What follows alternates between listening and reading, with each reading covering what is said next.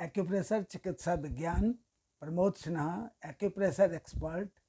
नमस्ते दोस्तों, हम लगातार निरंतर शरीर में बहने वाली जैविक ऊर्जा से संबंधित जानकारियां आपके सामने पेश कर रहे हैं। आज भी हम जैविक ऊर्जा, बायो एनर्जी, वाइटल एनर्जी या उसको हम की भी कहते हैं, उसकी जानकारी हम आपको दे रहे हैं। जो निरंतर बहने वाली जो ऊर्जा है, इसमें जब कमी आती है तो हम उसको डिफिशिएंसी ऑफ की कहते हैं, जिसको हम पिछले अपने वीडियो में आपको बता चुके हैं। आज जो है डिफिशिएंसी से भी जब ऊर्जा में कमी आती है तो उसको हम सिंकिंग ऑफ की कहते हैं। और सिंकिंग ऑफ की का ये अर्थ है कि डिफिशिएंसी से उसका स्तर नीचे हो जाता है, यानी ऊर्जा कम हो जाती है, अत्यधिक कम हो जाती है। उस हालात में जो सिम्टम्स दिखाई देते हैं वो हमारे बॉडी में प्रोलैप्स होने लगता है।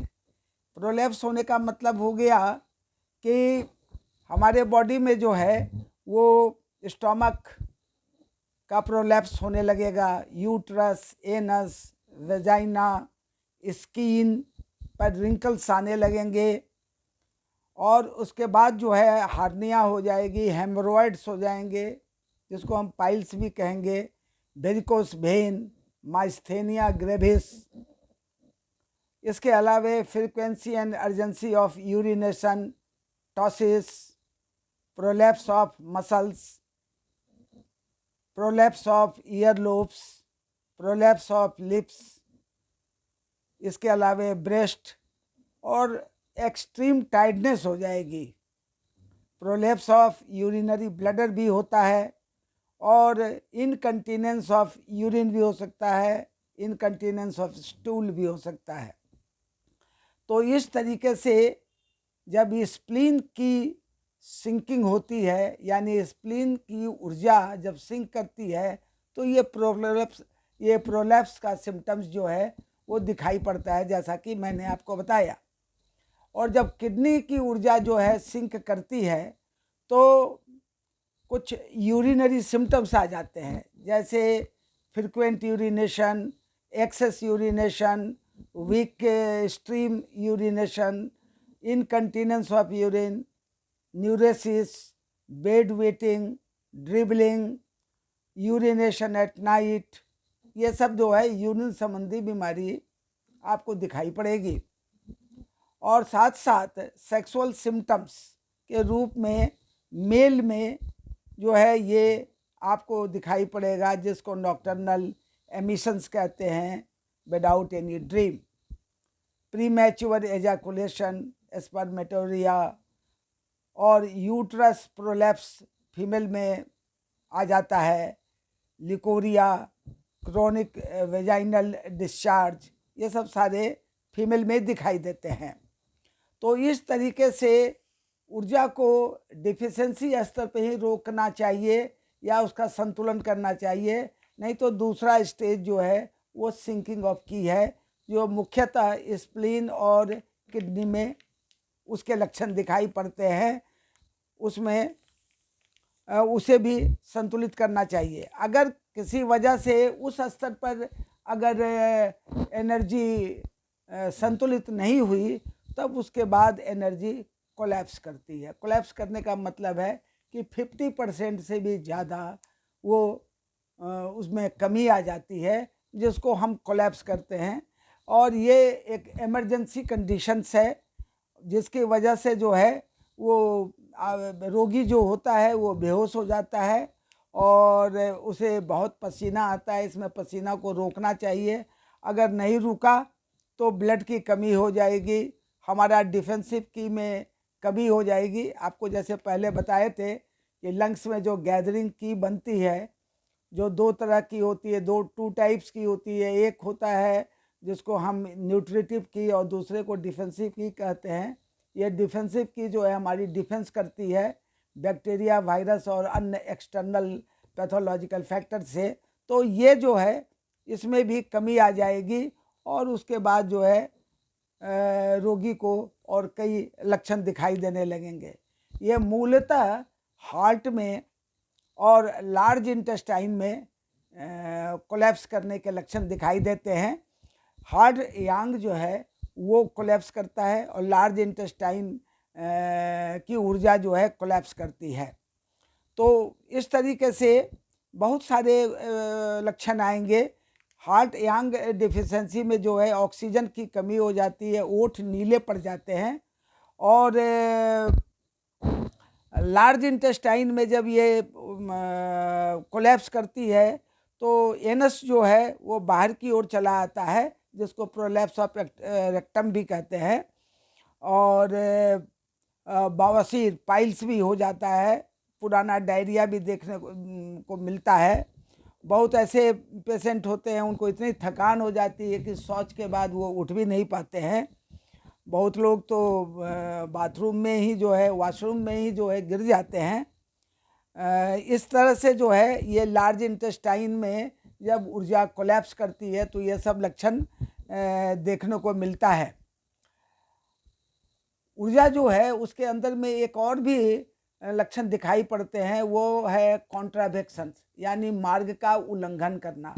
मार्ग का उल्लंघन क्या होता है कि नॉर्मल डायरेक्शन ऑफ मेरिडियन या एनर्जी पाथ का होता है और एक फंक्शनल डायरेक्शन जो है वो जैविक ऊर्जा या उस ऑर्गन की ऊर्जा की होती है। उसमें जो है वो मार्गो उल्लंघन होता है या कॉन्ट्रावेक्शन होता है, तो उससे हमारे बॉडी में लक्षण दिखाई देते हैं। तो ये जो है कॉन्ट्रावेक्शन से भी बहुत सारे लक्षण आएंगे। उसमें क्या होता है कि हमारी जो एनर्जी है वो रिबेलियस हो जाती है, विद्रोही हो जाती है, और उसके बाद हमारे शरीर में लक्षण दिखाई देंगे, जैसे नौजिया है, वॉमिटिंग है, बेल्चिंग है, हिकअप है, डायरिया और प्रोलैप्स। ये सब सारे जो हैं वो रिबेलियस सिम्टम्स हैं, जिसके अलग से जो हैं वो रिबेलियस की का बैलेंस किया जाता है। अस्थमा भी जो है वो रिबेलियस लक्षण होते हैं।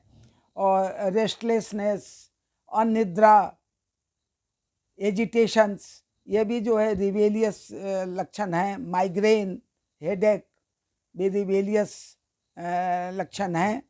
तो इस तरीके से अगर इसको बैलेंस किया जाए तो रिबेलियस लक्षण जो हैं दूर होंगे और रोगी जो है वो निरोग होगा। इसके अलावे हमारा जो लीवर है उसका जो की है वो स्टैग्नेंट हो जाता है, और स्टैग्नेशन उसमें आने से, रुकावट आने से क्या होता है कि हमारे सारे ऑर्गन जो हैं वो प्रभावित होते हैं। ब्रेन में अगर वो लीवर की स्टैग्नेशन का आक्रमण होता है तो डिप्रेशन होता है। अगर इस ऊर्जा का अटैक जो है, आक्रमण अगर थ्रोट पे होता है तो हमारे गले में लगेगा कि कोई अवरुद्ध है। और अगर इसका प्रभाव जो है लंग्स पे होता है तो अस्थमा हो जाती है। स्टमक पे होने पर नौजिया, बेल्चिंग, वॉमिटिंग, ये सब सारे होने लगते हैं। और हेड पे होने में हेडेक होने लगता है, चक्कर आने लगता है। और इसका अगर अटैक स्मॉल इंटेस्टाइन में होता है तो जो हमारा लोअर एब्डोमेन है उसमें दर्द होने लगता है, पेट में गुड़गुड़ाहट होने लगती है। और इसका आक्रमण अगर लार्ज इंटेस्टाइन पे होता है तो एपेंडिसाइटिस होने का भी चांसेस बनता है। लीवर की स्टैग्नेशन जो है अगर यूरिनरी ब्लैडर पर अटैक करता है तो बर्निंग इन यूरिनेशन होता है, यूटीआई हो जाती है। और अगर इसका यूट्रस पर होता है तो यूट्रस संबंधी कई बीमारियां जो हैं वो चली आती हैं। गॉल ब्लैडर पे होने पे जॉन्डिस होने का लक्षण दिखाई देता है। और स्प्लीन पे होने पे जो है वो हमारा कॉन्स्टिपेशन, डायरिया, ये सब सारे ऑल्टरनेट होते रहते हैं, या ऐसा लक्षण दिखाई देता है। अगर इनका संतुलन किया जाए तो रोगी जो है स्टैग्नेशन ऑफ की के तमाम लक्षणों से बच सकता है और निरोग हो सकता है। रिबेलियस की भी जो है उसका विद्रोह शांत हो सकता है, और सिंकिंग की भी जो है वो बैलेंस्ड हो सकता है, और रोगी स्वस्थ हो सकता है। धन्यवाद।